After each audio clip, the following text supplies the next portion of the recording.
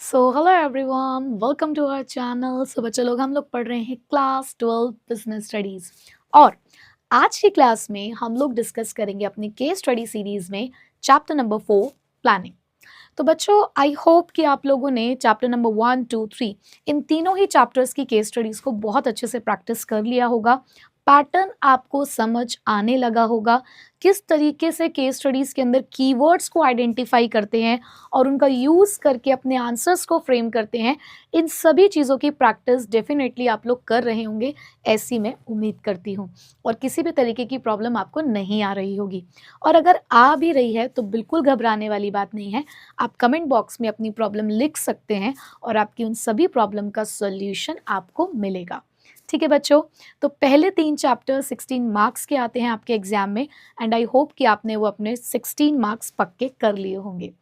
आप आज स्टार्ट करेंगे प्लानिंग चैप्टर की केस स्टडी, और उसके लिए एक चीज़ बहुत ज़रूरी है।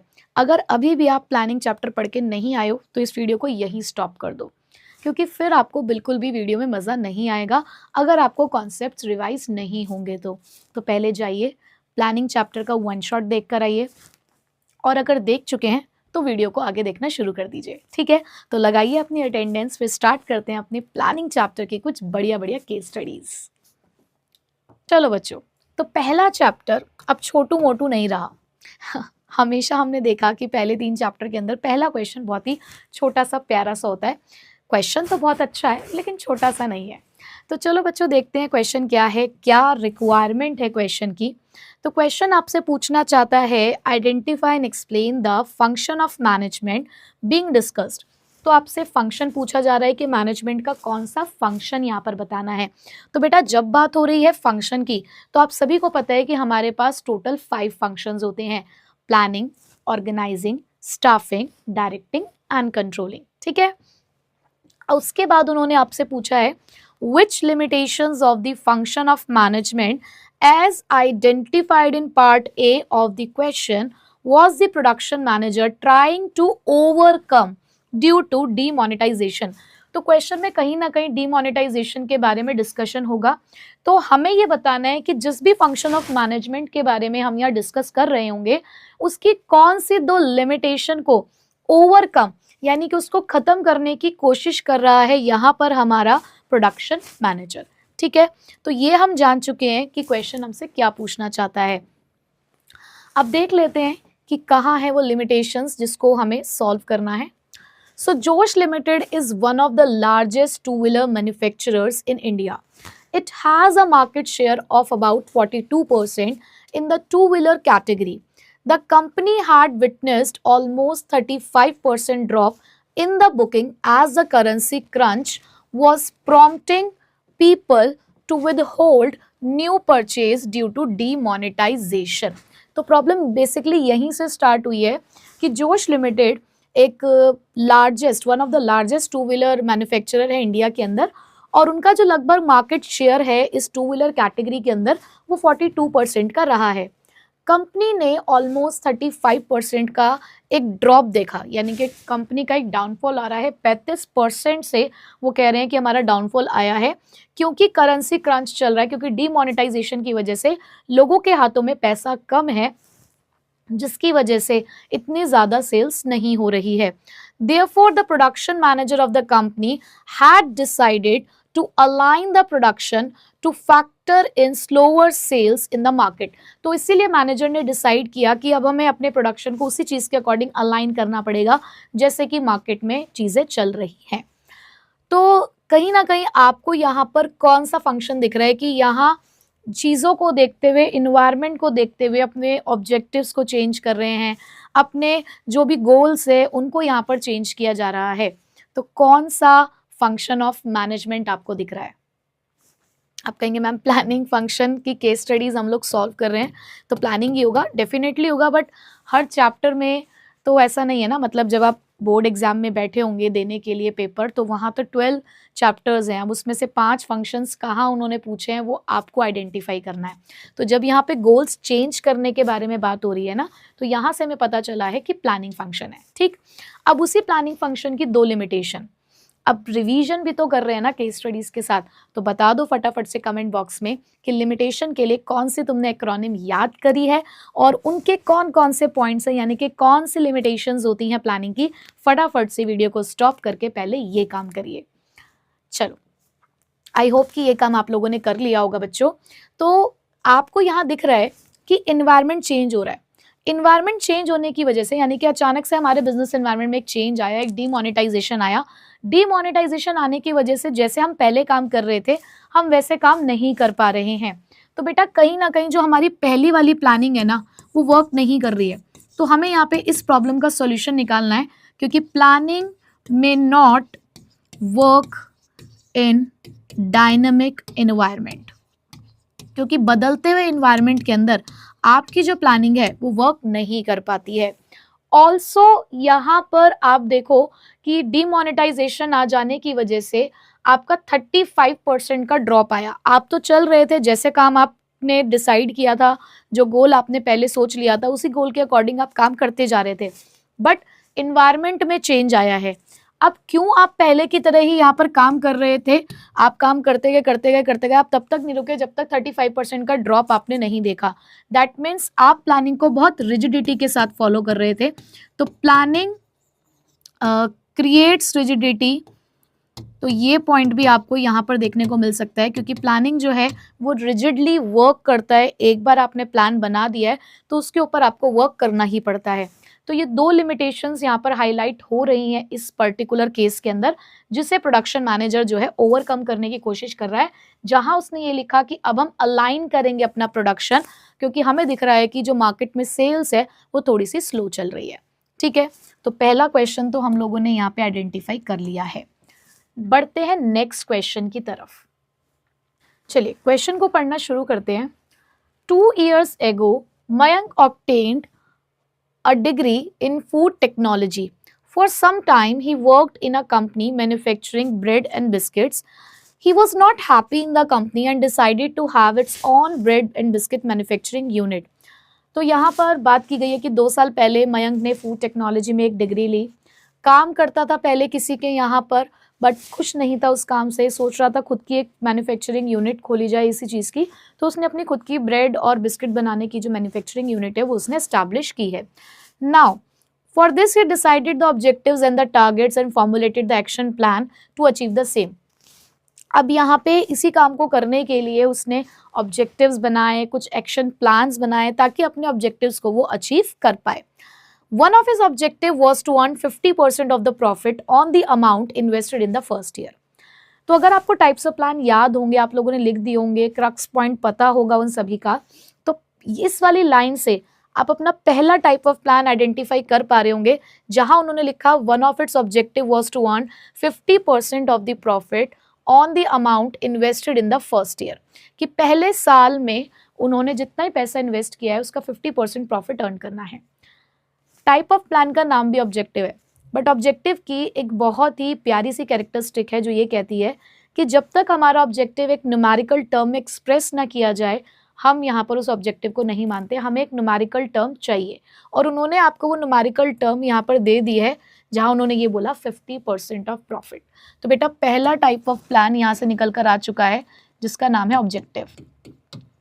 आइडेंटिफाई करके लिख दिया है मैंने यहाँ पर, बट उन्होंने डेफिनेशन भी पूछी, एक्सप्लेनेशन भी पूछी है, लाइंस मैंने आपके लिए कोट कर दी है, लेकिन इसकी डेफिनेशन आप लोग लिखेंगे, चाहे आप नोटबुक में लिखें, चाहे आप कमेंट बॉक्स में लिखें, that is up to you. ये आपकी फ्लेक्सिबिलिटी है कि आप कैसे लिखना चाह रहे हैं, बट लिखना इज मैंडेटरी। हर वीडियो में मैं आपको ये बात कह रही हूँ कि लिखिए, प्लीज लिखिए।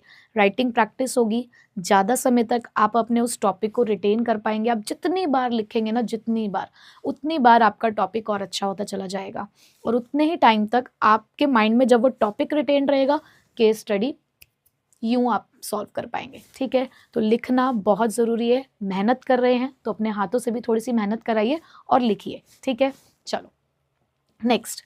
It was decided that raw material, अब जितना भी रॉ मटेरियल उनको चाहिए वो उन्होंने डिसाइड किया कि that will be purchase on 2 months credit, कि जो भी रॉ मटेरियल उनको चाहिए इस काम को करने के लिए वो उसको खरीदेंगे, लेकिन 2 महीने के क्रेडिट पे खरीदेंगे। तो कहीं ना कहीं उन्होंने एक चीज़ फिक्स कर दी है कि हम काम करेंगे बट ऐसे करेंगे। तो ये जो यहाँ पर उन्होंने एक जनरल स्टेटमेंट दी है बच्चे, तो ये जनरल स्टेटमेंट किसको, कौन से वाले प्लान को इंडिकेट करती है, पॉलिसी। तो यहाँ से पॉलिसी का डिस्कशन हो रहा है। Then it also decided to follow the steps required for marketing the products through its own outlets। उन्होंने कुछ स्टेप्स भी यहाँ पर डिसाइड किए जो वो फॉलो करेंगे ताकि वो अपने ही आउटलेट के थ्रू प्रोडक्ट्स को मार्केट कर सके। He appointed the Hirsch as a manager, production manager, who decided the exact manner in which the production activities are to be carried out। बच्चे यहाँ पर ये जो इनका प्रोडक्शन मैनेजर है हर्ष, इसने ये जो एग्जैक्ट मैनर डिसाइड किया है जिसमें किसी भी काम को किया जा सकता है। तो अगर एनसीईआरटी की लाइंस, कीवर्ड्स, नोट्स अच्छे से पढ़े हैं तो एग्जैक्ट मैनर से आपको यहाँ पे टाइप ऑफ प्लान समझ आ रहा होगा कि कौन सा है। यहाँ वो एग्जैक्ट मैनर बता रहा है प्रोसीजर के लिए, उसने प्रोसीजर बता दिया कि किस तरीके से काम को पूरा करना है। Harsh also prepared a statement showing the requirement of the workers in the factory throughout the year। उसने एक स्टेटमेंट और बनाई है जिसके अंदर वो ये बता रहे हैं कि कितने नंबर ऑफ वर्कर्स की हमें ज़रूरत है। Mayank informed the Harsh about its sales target for different products area wise for the forthcoming quarter। अब बच्चे यहाँ पर जो मयंक कर रहा है ना, मयंक ने इन्फॉर्म किया है हर्ष को कि उनका सेल्स टारगेट क्या है अलग अलग प्रोडक्ट का अलग अलग एरिया में आगे आने वाले क्वार्टर के लिए। तो बेटा एक न्यूमेरिकल स्टेटमेंट बनाना आगे के लिए कि कैसे हम काम करेंगे, तो ये क्या है, यहाँ बातचीत हो रही है बजट की। कितने लाइंस एकदम क्लियरली लिखी हुई हैं कि अगर आपने सच में अच्छे से पढ़ाई करी है ना तो आप बहुत इजीली आइडेंटिफाई कर पा रहे होगे। आखिरी कुछ लाइंस पढ़ते हैं। While working on the production table, a penalty of rupees 150 per day was announced for not wearing the helmet, gloves and apron by the workers।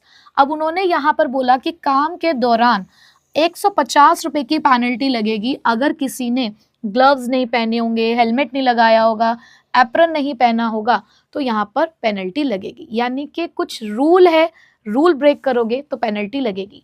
तो यहाँ कौन से वाले प्लान के बारे में बात हो रही है, यहाँ बात हो रही है रूल की। तो देखिए सारे टाइप्स ऑफ प्लान्स यहाँ हम लोगों ने डिस्कस कर लिए हैं एंड आई होप कि आप लोगों को किसी भी तरीके की इसमें प्रॉब्लम नहीं आई होगी। डेफिनेशन लेकिन लिख लेना, ठीक है।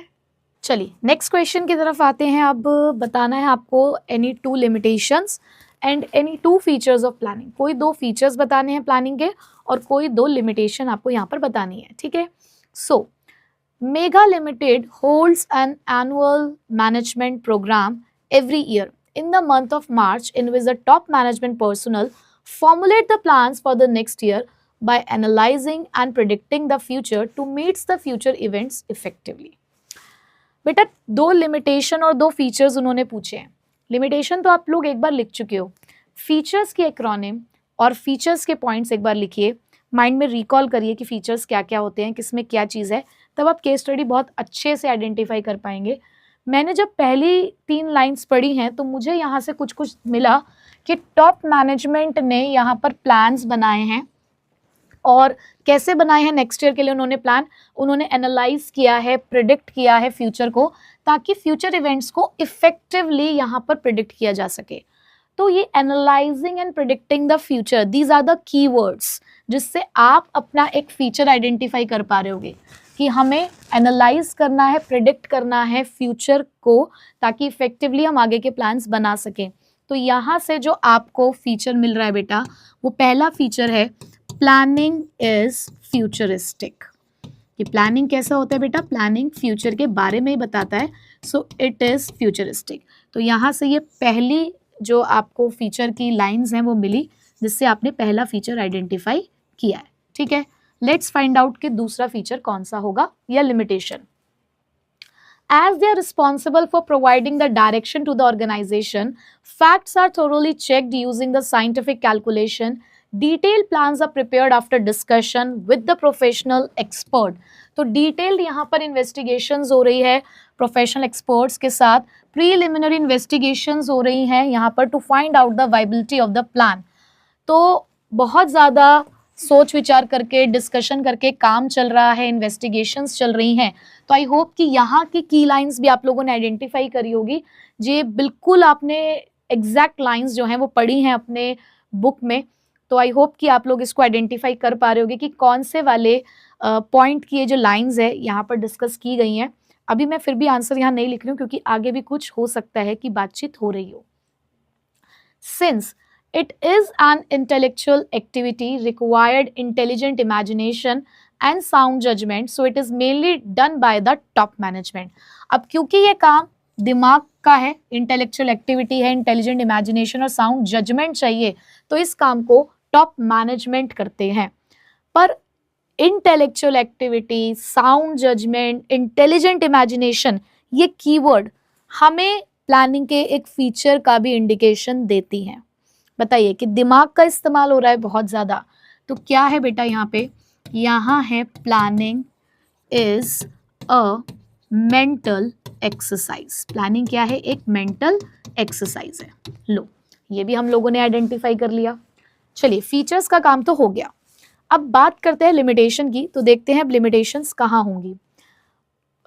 Usually rest of the managers just implement the plans. Middle level managers are neither allowed nor to deviate from the plans, nor they are permitted to act on their own. हाँ जी, again the key lines, बिल्कुल exactly NCERT lines हैं ये, और ये मैंने आपको notes में लिखवाई भी हैं, जहाँ पर ये लिखा हुआ है कि टॉप मैनेजमेंट मेनली प्लानिंग करता है, rest of the management just उसको फॉलो करता है, ना वो प्लान्स के अंदर चेंजेस कर सकते हैं, ना अपने हिसाब से काम कर सकते हैं। तो प्लानिंग यहाँ पर कौन सी लिमिटेशन को इंडिकेट कर रहा है? कौन सी लिमिटेशन में आपने एग्जैक्टली ये लाइंस पढ़ी हैं? बताइए। आई होप कि आप लोगों ने लिख दिया होगा अपना आंसर। तो बेटा आंसर है प्लानिंग रिड्यूसेस क्रिएटिविटी। नहीं विश्वास हो रहा तो उठा के देख लो अपने नोट्स, मिल जाएंगे आपको ये एग्जैक्ट लाइंस। इसलिए मैं कहती हूँ कि जो मैंने एनसीईआरटी के नोट्स आपको प्रोवाइड करे हैं वो मस्ट है आपके लिए। अगर आपने वो अच्छे से पढ़ लिए ना बेटा, तो आप केस स्टडी में मास्टर बन जाओगे। ठीक है, चलो। The top management ensures that the expense incurred in formulating the plans justify the benefits derived from them. और यहाँ पर देखो, अब कंप्लीट किया उन्होंने सेंटेंस जिसकी बात ऊपर से चल रही थी कि टॉप लेवल मैनेजमेंट ने ये ध्यान रखा है कि जो भी खर्चा किया जा रहा है किसी भी प्लान को बनाने में, वो उससे मिलने वाले जो भी बेनिफिट्स हैं उसको जस्टिफाई करता हो। तो कहीं ना कहीं प्लानिंग के अंदर जो बहुत सारा पैसा इन्वॉल्व हो रहा है ना, यहाँ उसके बारे में बात हो रही है। तो प्लानिंग इन्वॉल्व्स ह्यूज कॉस्ट, इसका डिस्कशन भी आप यहाँ पर देख रहे हो। ठीक है, तो हमने लिमिटेशंस भी पहचान ली हैं, हमने फीचर्स भी पहचान लिए हैं, एंड आई होप कि आप सभी लोगों ने ये सारी चीज़ें अच्छे से कर ली होंगी। चलो बच्चों, आगे बढ़ते हैं नेक्स्ट क्वेश्चन की तरफ।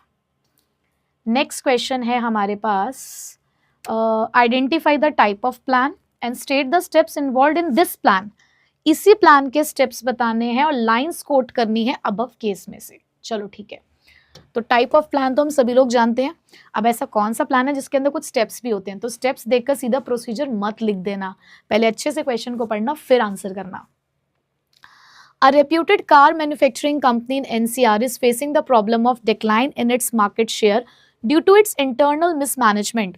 तो एक रेप्यूटेड कार मैन्युफैक्चरिंग कंपनी है एनसीआर के अंदर, और एक प्रॉब्लम आ रही है मार्केट शेयर के फॉल होने की। क्यों? इंटरनल मिसमैनेजमेंट चल रहा है, अंदर ही कुछ गड़बड़ चल रही है कंपनी में। So therefore it plan to increase the production capacity at its Gurgaon plant by manufacturing the low priced eco friendly cars for the price sensitive consumers. तो देखो बेटा, यहाँ उन्होंने प्लान किया है कि वो अपनी प्रोडक्शन कैपेसिटी को इंक्रीज करेंगे। ठीक है, उन्होंने प्लान किया है कि उनका जो गुड़गांव प्लांट है वहाँ पर वो लोग जो है अपनी प्लांट कैपेसिटी को इंक्रीज करेंगे। कैसे करेंगे? Low price eco friendly car बनाएंगे प्राइस सेंसिटिव कंज्यूमर्स के लिए। ठीक है, नए नए मॉडल्स इंट्रोड्यूस करेंगे यहाँ पर वो with the added features for the quality conscious consumers। मतलब अलग अलग कंज्यूमर्स के हिसाब से अलग अलग चीज यहाँ पर की जा रही है। And for this company issue shares to the public. अब इस काम को करने के लिए पैसों की जरूरत थी, तो यहाँ कंपनी ने शेयर्स इशू करे हैं पब्लिक को, और 150 करोड़ रुपए उन्होंने रेज करे हैं। So the company purchases the more machinery required to increase the production, और साथ में मशीनें भी खरीदी गई हैं ताकि प्रोडक्शन को इंक्रीज किया जा सके। कहीं ना कहीं एक टारगेट है, ऑब्जेक्टिव तो है, पर ऑब्जेक्टिव सिर्फ इतना कह के छोड़ दिया गया है कि प्रोडक्शन कैपेसिटी को इंक्रीज करना है। उस ऑब्जेक्टिव को अचीव करने के लिए कहीं ना कहीं कुछ षड्यंत्र बनाया गया है। कुछ और आगे की कहानी चल रही है कि फिलहाल डिक्लाइन हो रहा है मार्केट शेयर में, उस चीज को इम्प्रूव करने के लिए कुछ काम हो रहा है। तो बेटा यहाँ जो उन्होंने ये सारी चीजें डिजाइन करी हैं, यहाँ जो प्लान डिस्कस हो रहा है ना, वो प्लान डिस्कस हो रहा है स्ट्रैटेजी का। स्ट्रैटेजी की डेफिनेशन क्या है आप लोगों को पता होगी कि ये आपको डायरेक्शन देता है, लॉन्ग टर्म पर्पस के लिए आपको डायरेक्शन देती है स्ट्रैटेजी, कि जो आपका ऑब्जेक्टिव है उसको अचीव करने के लिए आप क्या कर रहे हो, उसके लिए स्ट्रैटेजी आती है। तो आई होप कि आप लोग यहाँ पर जब कुछ बातें हमने पढ़ी तो उसे आइडेंटिफाई कर पा रहे होगे कि स्ट्रैटेजी है। और स्ट्रैटेजी एक कॉम्प्रिहेंसिव, एक कॉम्प्लेक्स प्लान है, क्योंकि इसके अंदर भी बहुत सारी चीजें हैं जो उन्होंने पूछी भी है कि स्ट्रैटेजी पे आप वर्क कैसे करते हो, कौन से स्टेप्स फॉलो करते हो। तो बेटा स्ट्रैटेजी के 3 डायमेंशंस हैं। जब उन्होंने ये बोला कि प्रोडक्शन कैपेसिटी को इंक्रीज करना है, तो उन्होंने यहाँ पहला स्टेप लिया by determining the long term objectives. अपने लॉन्ग टर्म ऑब्जेक्टिव्स को पूरा करने के लिए यहाँ पर उन्होंने सबसे पहला काम किया। ठीक, फिर उसके बाद उन्होंने ये जो अलग से आइडेंटिफाई किया कि जो क्वालिटी कॉन्शियस कंज्यूमर्स हैं उनके लिए नए मॉडल्स निकालेंगे, प्राइस सेंसिटिव कंज्यूमर्स हैं उनके लिए इको फ्रेंडली मॉडल्स आएंगे। तो यहाँ उन्होंने आइडेंटिफाई किए ऑल्टरनेटिव कोर्सेज ऑफ एक्शन, कि कैसे किस तरीके से वो ये काम करेंगे। तो उन्होंने adopting the alternative courses of action, की अलग अलग काम कर रहे हैं। अब इस सब काम को करने के लिए पैसों की जरूरत होगी, तो यहाँ उन्होंने रिसोर्स एलोकेट किए जब उन्होंने 150 करोड़ रुपए के लिए शेयर्स अपने इशू करने शुरू किए। तो यहाँ है allocating the resources to carry out the plan. ठीक है ना, कि जो भी उन्होंने यहाँ पर प्लान किया है उसको अचीव करने के लिए उन्होंने यहाँ पे रिसोर्सेस को एलोकेट किया। तो ये 3 स्टेप्स का डिस्कशन बेटा यहाँ पर हो रहा है। लाइंस कोट कर दी हैं, आइडेंटिफाई भी कर दिया है। एक अच्छा क्वेश्चन है, तो इस तरीके के क्वेश्चंस आपको प्रैक्टिस करनी चाहिए, क्योंकि एक ना एक केस स्टडी तो ऐसी आती है एग्जाम में जो थोड़ी सी डिफरेंट होती है, जिसमें वही बच्चा उस चीज़ को आइडेंटिफाई कर पाता है जिसके कॉन्सेप्ट्स बहुत क्लियर होंगे। ठीक है, चलो आगे बढ़ते हैं। नेक्स्ट हाँ जी, तो अच्छा खासा क्वेश्चन है। Again identify the steps involve in the process of the planning. आपको स्टेप्स आइडेंटिफाई करने हैं विच हैज बीन अप्लाइड, जो अप्लाई किए गए हैं बाय द ऑर्गेनाइजेशंस। लाइंस जरूर कोट करनी है।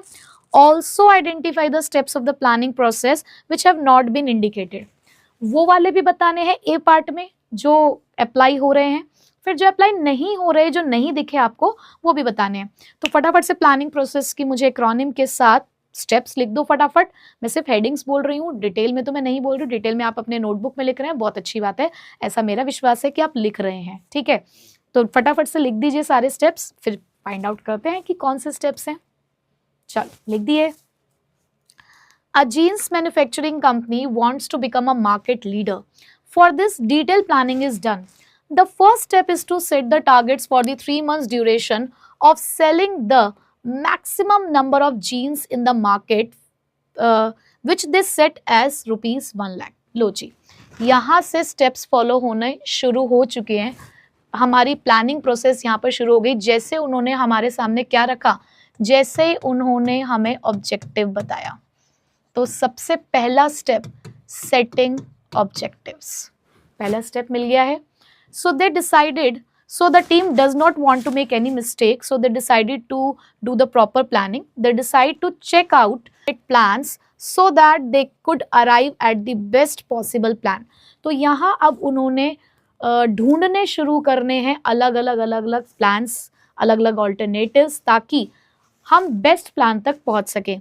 तो बेटा यहाँ पर एक और मुझे स्टेप दिख रहा है, आइडेंटिफाइंग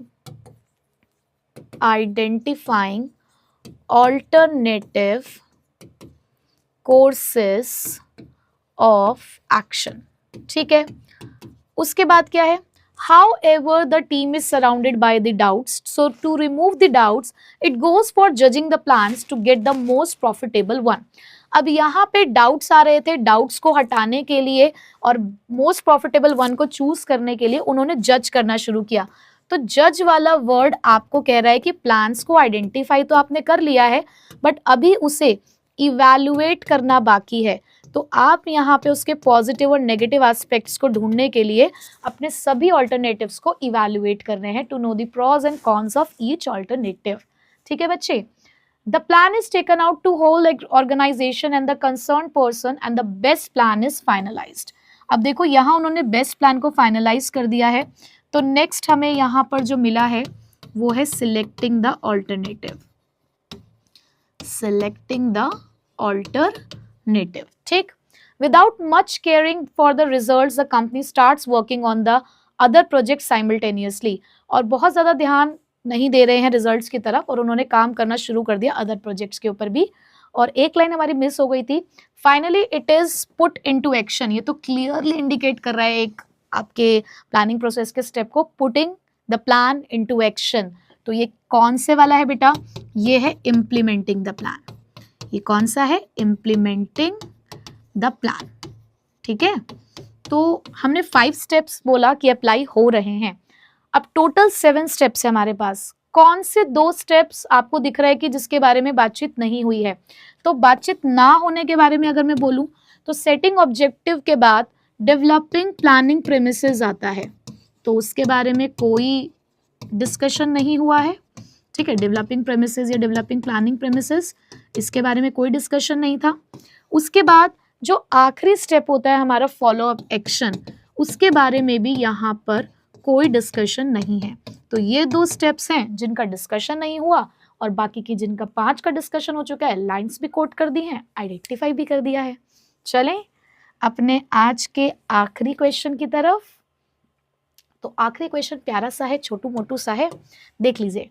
आइडेंटिफाई करने हैं और एक्सप्लेन करनी है 3 लिमिटेशंस जो यहाँ आपको ऊपर दिख रही होंगी। ठीक है, चलिए देखते हैं। Americano finger foods limited develop it's plan after spending a lot of time and money.